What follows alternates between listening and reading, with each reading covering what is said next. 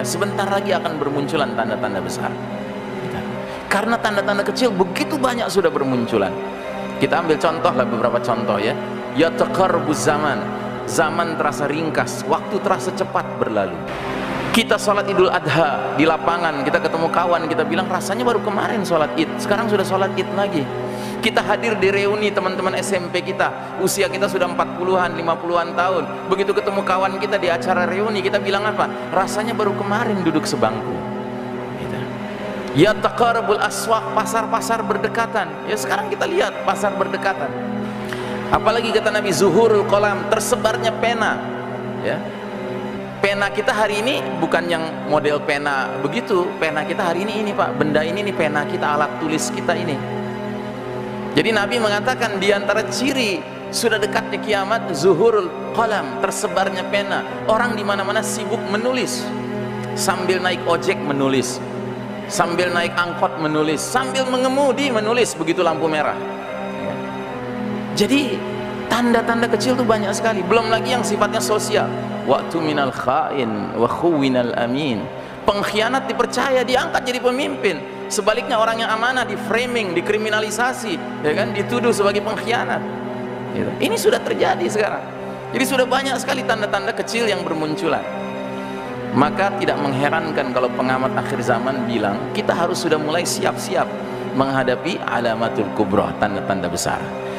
Itu hadis pertama. Hadis yang kedua, hadis yang sering saya sebut hadis periodisasi atau hadis ringkasan sejarah umat Islam. Nabi Muhammad sallallahu alaihi wasallam melalui satu hadis riwayat Imam Ahmad memampatkan perjalanan umat ini ke dalam 5 babak. Ya. Sejak awal Nabi diutus sampai angin lembut nanti berhembus, perjalanan umat ini akan melalui 5 babak. Dan babak demi babak berganti, ternyata kaitannya erat dengan pergantian karakter, sifat-sifat, ciri-ciri kepemimpinannya. Nah, sebelum saya terangkan hadis ini, siapa di majelis ini yang tahu kira-kira kita sekarang sudah di babak keberapa? Kita sudah di babak keempat. Bayangkan, dari 5 babak perjalanan umat akhir zaman, kita di babak keempat. Kalau kita nonton film jumlah babaknya 5, tiba-tiba kita nonton babak keempat, itu hitungannya kita sedang nonton awal film, tengah film, menjelang akhir film. Ya, menjelang akhir film. Ya, jadi aneh kalau orang kemudian masih menganggap oh masih jauh kiamat. Ajib. Gitu. Belum lagi ada hadis mengatakan idza matan nas qamat qiyamatahu. Bila manusia meninggal dunia, sudah datang kiamatnya. Artinya apa? Kiamat ada 2. Ada kiamat individual kita masing-masing yang jadwalnya beda-beda, tetapi ada kiamat jagat raya ini, berakhirnya dunia yang fana ini, karena Allah mentakdirkan the total destruction of the whole universe by the will of the Almighty Allah Ta'ala. Kehancuran total jagat raya ini atas kehendak Allah yang maha berkuasa dan Allah yang maha berkehendak. Nah, jadi saudaraku rahimakumullah, terhadap kiamat kecil saja, kiamat individual saja, kita diperintahkan sama Nabi supaya sering-sering mengingatnya. Apalagi terhadap kiamat jagat raya ini. Masa iya kemudian kita terus-menerus menghibur diri dengan mengatakan ah masih lama, masih lama. Padahal tanda demi tanda bermunculan.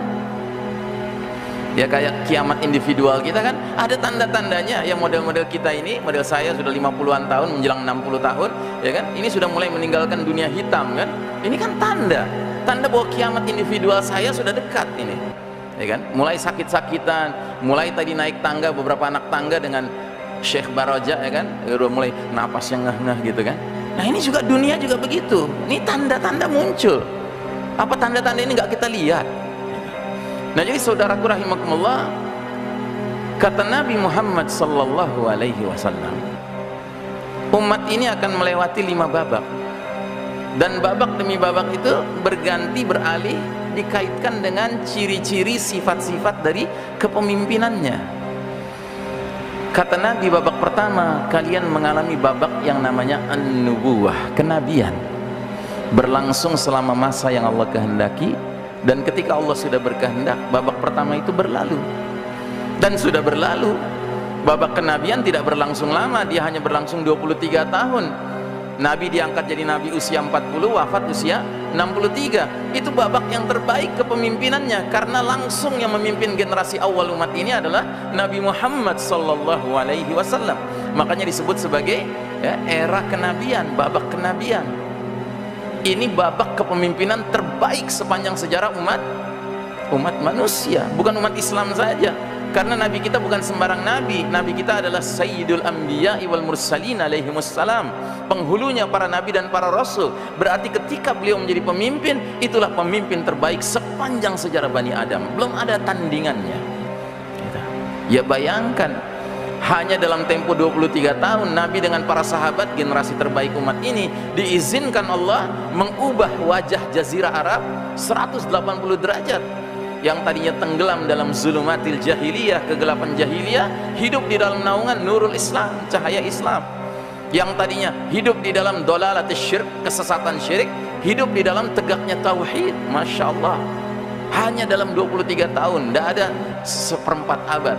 Belum lagi ini hitungannya hijriyah pula, Qamariyah ya.